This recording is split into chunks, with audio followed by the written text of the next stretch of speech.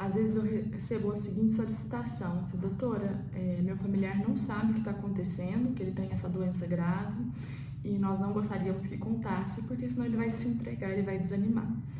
E eu digo que eu entendo essa preocupação, porque quão difícil seria para todos nós ouvirmos que a gente tem uma doença grave, uma doença que vai nos limitar cada vez mais, que muitas vezes não haverá um tratamento disponível para modificar a forma como as coisas vão evoluir e que vai eventualmente levar a pessoa à morte. E diante dessa solicitação, nós precisamos ter algumas coisas em mente, né? Então, uma frase que a gente aprende muito nos cuidados paliativos e que nos ajuda a pensar nisso é que a pessoa tem o direito, mas ela não tem a obrigação de receber essa notícia difícil ou de recebendo as notícias que vão surgindo ao longo do caminho. É por isso que é tão importante o profissional que acompanha a pessoa, ao investigar os seus valores, as suas preferências de cuidado em relação aos vários aspectos de sua vida, também conhecer suas preferências relacionadas à comunicação. Então, como é o jeito dessa pessoa? Então, Dona Maria, quando a senhora vai ao médico, a senhora vai estar acompanhando por essa doença da senhora, e ele vai dar notícias para a senhora, sejam notícias boas ou mesmo notícias difíceis, resultados de exame. A senhora prefere que essas notícias sejam dadas diretamente à senhora ou a senhora prefere que elas sejam repassadas a algum familiar, a alguma pessoa que a senhora aponta como alguém responsável por essa comunicação? E aí a pessoa vai dizer isso, né? Qual que é a preferência de comunicação dela. E nós temos alguns cenários possíveis nessa situação. Pode ser que ela traga quem é a pessoa que ela indica e diga, não, eu prefiro que fale com a minha filha, ela que cuida dessa parte, eu prefiro que os médicos comuniquem tudo com ela. Ou pode ser que ela diga, não, eu prefiro comigo. E aí, quando ela diz, eu prefiro comigo, caso isso venha a acontecer e nós tenhamos a oportunidade dessa comunicação, ainda assim é necessário ir acompanhando, né, vendo e observando tanto a resposta verbal dela, que ela dá à notícia que a gente vai comunicar, quanto a postura não verbal também, para ver se de fato ela está à vontade e desejosa por receber essa informação. Às vezes a gente traz aquilo, olha, ela disse que a preferência de comunicação é com ela. E aí nós optamos, quando vamos dar uma notícia, por dar essa notícia difícil de forma gradual, observando a resposta dela a essa comunicação. Então, se eu começo a dar uma notícia e eu faço um disclaimer, digamos assim, né? Nós começamos com um alerta de que virão notícias difíceis aí, eu observo como ela vai responder. Então, olha, Dona Maria, a senhora tinha dito que gostaria que eu comunicasse com a senhora. Depois de perguntar se ela tem alguma dúvida mais específica, né, para já direcionar a conversa e ela de repente dizer que não tem, a gente diz, olha, hoje eu tenho, por exemplo, esse resultado de exame e infelizmente não é o que a gente gostaria de ver. E aí você observa como ela responde a isso para perceber se pode caminhar um pouco mais essa comunicação ou não. Talvez ela pode te interromper ali e dizer, espera só um pouquinho que a minha filha está chegando, nossa, o ventilador está assim, o tempo lá fora está assado. Às vezes ela dá pistas que não quer continuar naquela conversa naquele momento. E a gente guarda essa informação para comunicar com o representante que ela apontou, né? Ou talvez ela esteja lhe dando reforços, né? Não verbais de que ela quer continuar com aquilo, o interesse. A senhora gostaria que eu continuasse a explicar para a senhora o que está acontecendo, né? Nós podemos perguntar e dar a oportunidade para ela participar o quanto ela tolera daquela comunicação. Então, é um processo muito dinâmico.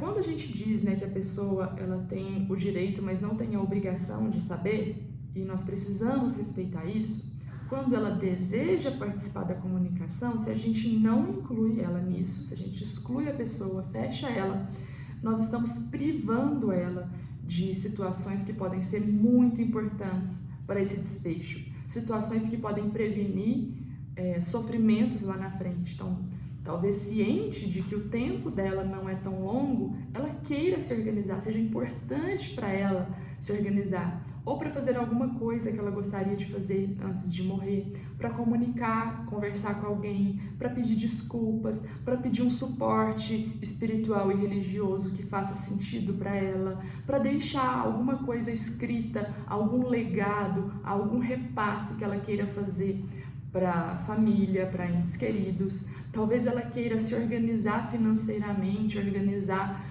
como serão, né, administradas a partir dali a questão das dívidas, das finanças. Então, roubar isso de uma pessoa que quer participar disso é algo muito grave, muito sério. Então, a gente precisa comunicar e conversando com a família para proporcionar e possibilitar a oportunidade da pessoa participar disso, se ela desejar. Algo que fica muito assim, às vezes a gente cria tudo isso, a gente cria um ambiente acolhedor, empático, um ambiente que respeite o ritmo do paciente e, mesmo garantindo tudo isso, depois de dar essa notícia difícil que ele deseja receber, o paciente se entristece, se desanima. E é importante que nós preparemos a família para isso também, para que não haja aí uma dificuldade, uma quebra de vínculo.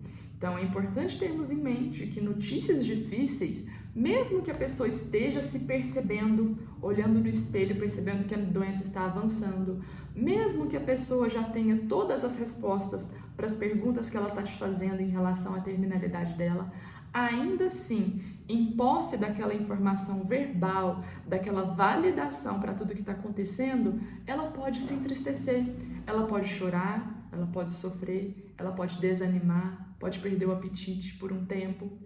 Mas o que a gente costuma observar é que quando a pessoa consegue internamente perceber o que está acontecendo e organizar em palavras essa pergunta, ela já está de alguma forma convivendo com a possibilidade dessa notícia difícil. E o fato dela fazer essa pergunta faz com que, mesmo sabendo que as coisas podem piorar do ponto de vista emocional, ela deseja essa informação, ela avalia esse sofrimento como algo que ela vai conseguir tolerar.